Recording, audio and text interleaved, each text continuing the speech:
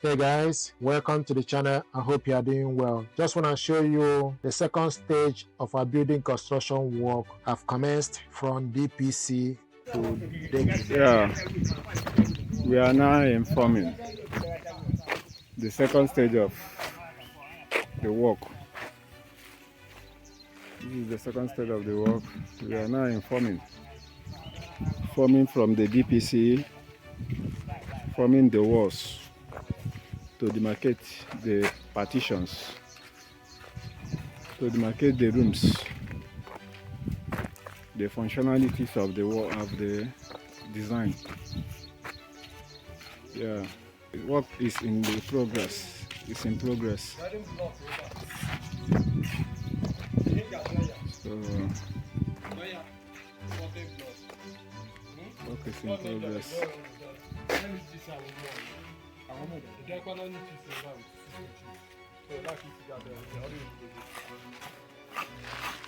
Fino Kuona. Said by Fino.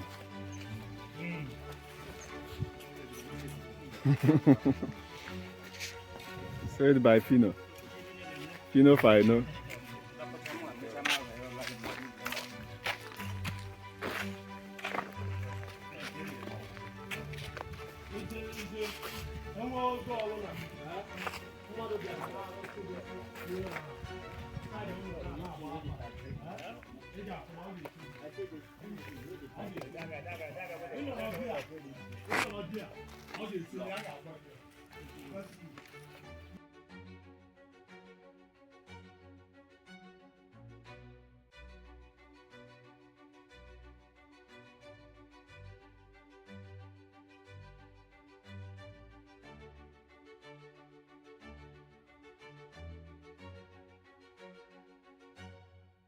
Forming and raising of the walls to demarcate the partitions.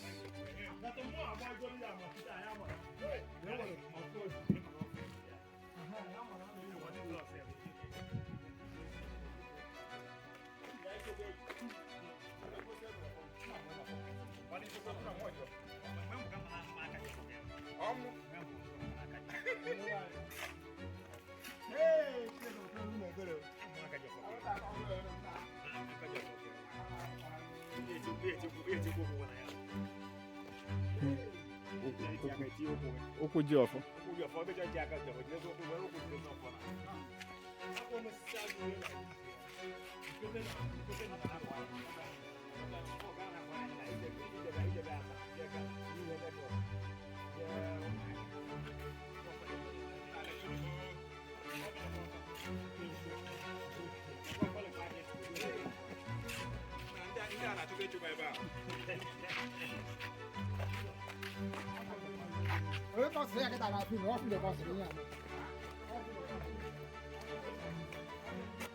Work is in progress. Real material.